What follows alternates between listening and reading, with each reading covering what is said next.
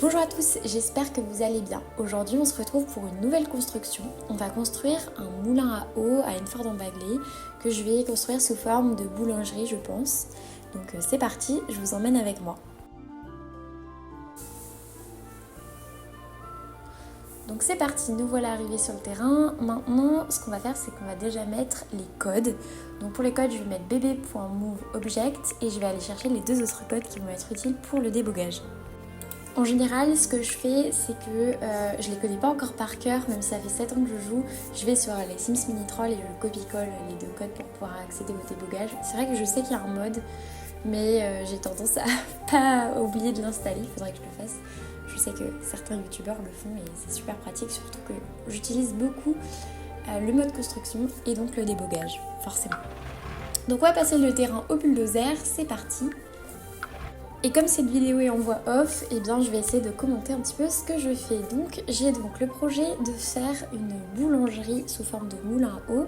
Donc pour cela je vais me rendre dans le débogage, mais avant je vais construire la base que j'avais assez bien en tête. Je voulais vraiment une espèce de tour, donc c'est ce que j'ai essayé au maximum de construire. Et ensuite vous allez voir, je vais créer donc la boulangerie.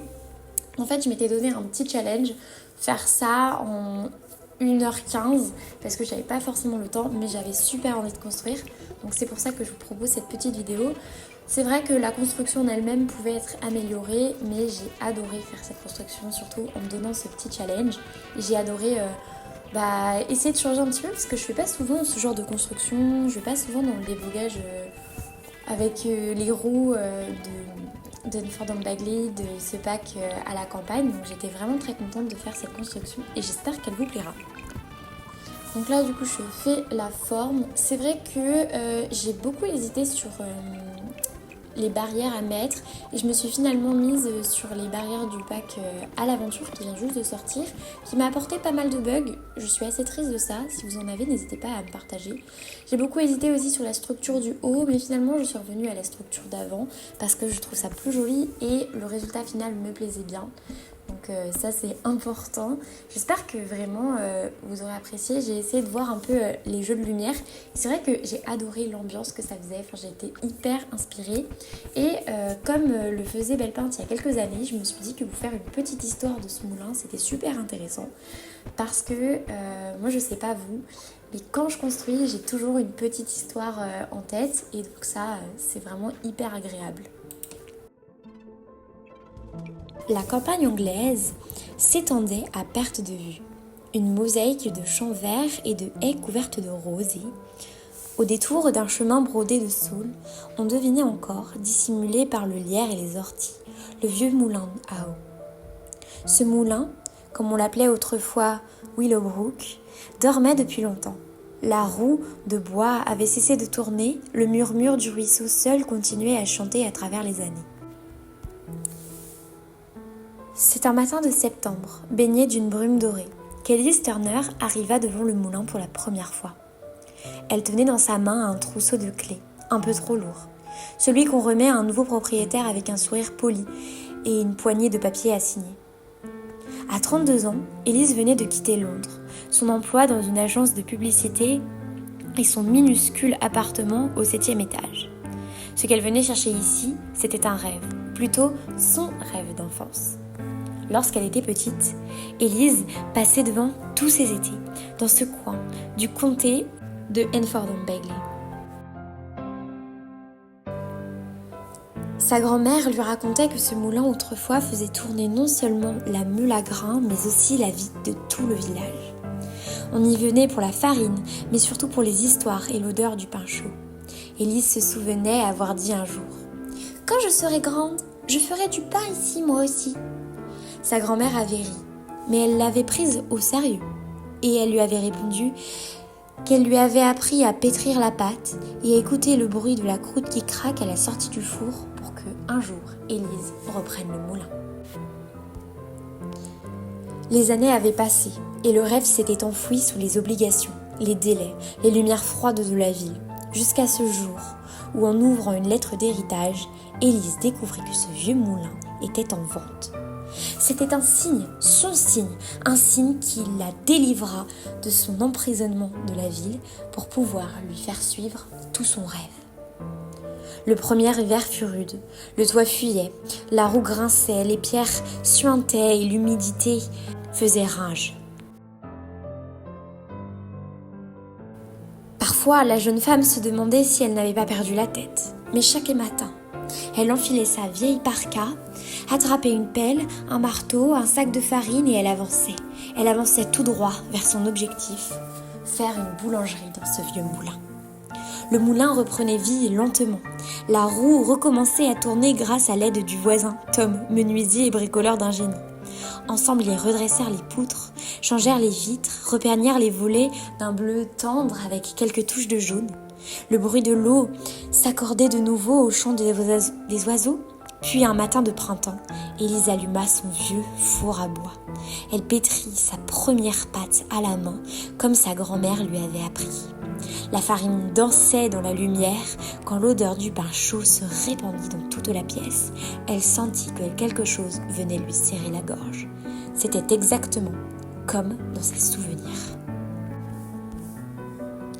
Le bouche à oreille fit le reste. Les gens du village commencèrent à s'arrêter, à regarder curieusement. D'abord cette curiosité et puis c'était devenu une habitude. Les enfants venaient coller leur nez contre les vitres, les anciens s'installaient sur le banc près du ruisseau et Élise appela sa boulangerie le vieux moulin. Mais tout le monde continuait à se dire simplement le moulin, le moulin, le moulin et pas le vieux moulin. Le vieux moulin qui représentait tant de choses pour ce village. On y trouvait des miches dorées, des brioches au miel, des tourtes encore tièdes et surtout un sourire. Le sourire qu'Élise offrait à chacun d'entre nous qui rentrions dans ce morceau de soleil. Elle avait réinventé le lieu comme elle le souhaitait, mais sans jamais trahir son âme. Chaque jour, à l'aube, elle tirait le levier qui ouvrait la vanne. La roue se mettait à tourner dans un grondement doux comme un cœur qui bat.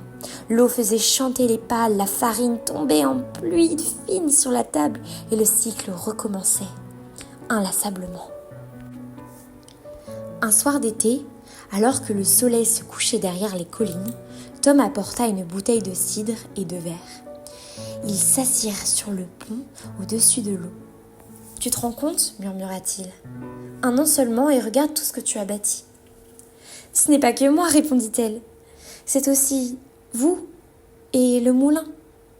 Il voulait juste qu'on l'écoute, encore un petit peu. » Le vent fit tournoyer quelques pétales de rose grimpantes. L'eau reflétait les lumières dorées du four encore allumé à l'intérieur. Élise leva ce verre et prononça ces mots.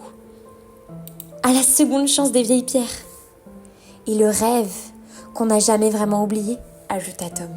Le ruisseau murmura son accord. Et cette nuit-là, le moulin continua de tourner. Non plus comme un souvenir, mais comme un cœur battant d'un rêve devenu réalité.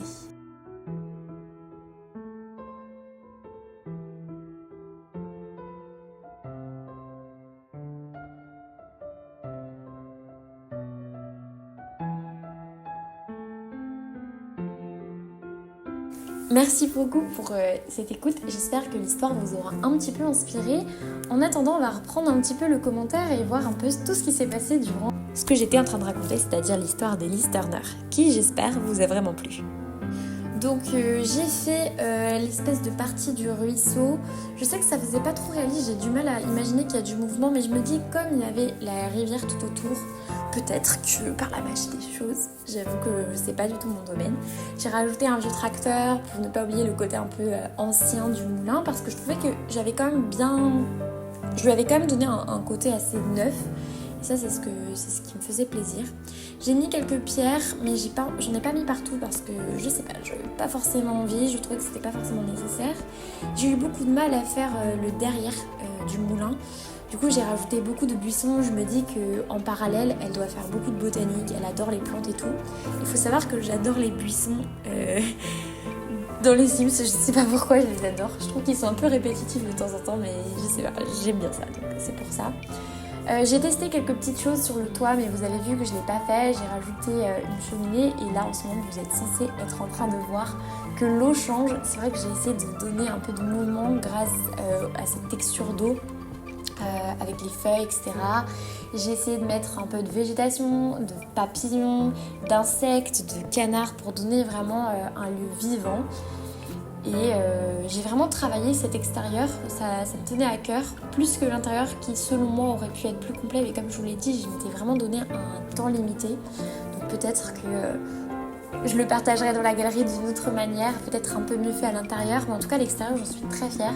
J'aime beaucoup le côté bleu que j'ai donné, je trouvais qu'il rajoutait un plus avec ses fenêtres. J'utilise beaucoup les fenêtres de Strangerville, mais je sais pas, là je trouvais qu'elles allaient vraiment bien dans le décor et c'est pour ça que je me suis permise de prendre ma petite habitude en main.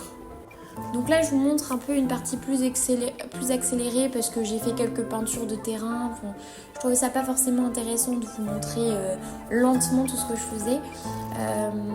J'avoue que c'était un peu à la mode à l'époque les speed builds, mais maintenant je vois plus trop ça sur YouTube.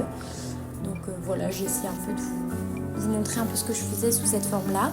Donc là, j'ai mis quelques parasols, je me dis que ça doit être trop posé. En plus, j'adore la lumière du lieu. Je me vois tellement prendre le thé ici et voir l'eau. Enfin, je sais pas, je trouvais que ça avait un réel côté. J'ai eu beaucoup de mal à me décider sur l'intérieur. Voir quelle partie, pour moi, il fallait que Élise vive en haut du moulin. Mais forcément, il y a un côté qui est vide. Finalement je me suis dit bon, venez dans les Sims, au pire c'est pas grave si elle a envie d'aller dans sa chambre, elle se prendra toute l'eau s'il y a un gros orage, c'est pas grave. Je voulais pas le fermer en haut, j'ai testé et puis ça me plaisait pas, donc j'ai vraiment essayé de faire de mon mieux pour pouvoir rendre vivant le lieu et essayer de voir comment elle aurait pu l'aménager, parce qu'à la base c'est pas du tout un lieu fait pour. Donc voilà, je pense vraiment que j'aurais pu mieux optimiser, mais voilà, j'avais pas forcément le temps de finir et de faire quelque chose de plus poussé, mais j'en suis quand même assez fière, donc voilà. J'ai fait en sorte de faire en fait un intérieur boisé au-dessus des pierres. Imaginez qu'elle avait mis du bois pour protéger sûrement de l'humidité ou autre. C'était pas forcément le meilleur choix, mais finalement sur le moment ça me paraissait vraiment évident et je regrette pas, mais c'était peut-être pas forcément le meilleur choix. J'ai pensé à faire les plafonds, je sais pas vous, mais moi j'oublie tout le temps de faire les plafonds. Donc ça j'étais assez contente. J'ai changé le lieu, le type de lieu. Donc là vous voyez, j'essaie de meubler. J'avais envie de mettre un côté bleu, finalement après j'ai remis un côté plus sobre parce que je trouvais que le bleu était trop... Vous voyez, ça fait un peu bleu de diner, donc j'ai préféré mettre du beige. Je trouvais que l'espace que j'avais fait était peut-être un peu petit pour le lieu que j'avais voulu en faire. Mais finalement c'est pas grave. Et j'adore utiliser ces chaises. Je trouve qu'elles ont des tailles de fou. Et elles me rappellent vraiment mes souvenirs d'enfance chez mes grands-mères. Donc voilà, je sais pas, je les adore. Et je trouvais qu'elles me rapprochaient un peu de la construction. J'ai aussi choisi ce luminaire. Je l'utilise pas mal en ce moment. Mais je trouve qu'il éclaire super bien comparé à d'autres. Et qui donne un véritable effet. Donc voilà, après je me suis permise de décorer un peu l'intérieur. Mais je partais aussi du principe que Élise était encore en train de construire, comme ça fait 1 an qu'elle retape vraiment à fond ce moulin, que l'intérieur n'est pas encore top, mais qu'elle va s'installer progressivement et qu'elle va adorer. Donc là on arrive sur la fin parce que j'ai pas eu le temps de faire l'étage, mais pour moi elle habite pas encore à 100% dedans, elle a encore son appartement à Londres. Donc voilà... J'ai essayé de rajouter des toilettes, donc en fait vous avez derrière, donc au niveau des escaliers, vous avez l'accès pour le futur appartement d'Élise que vous pourrez construire évidemment. Vous avez les toilettes publiques et ensuite vous allez avoir les toilettes des employés. Voilà, tranquillement je finissais parce que j'arrivais à la fin de mon timer, 1h15, c'est passé très vite. Clairement c'est pas assez, moi je vois les youtubeurs qu'on regarde tous, ils passent 6 heures parfois sur ces constructions, mais j'étais plutôt fière d'avoir fait ça en 1h15. Franchement j'espère que la construction vous aura plu et que vous aurez passé un bon moment devant cette vidéo que j'ai quand même mis pas mal de temps à faire. Donc merci pour votre visionnage et puis on se voit pour une prochaine vidéo. Bye bye.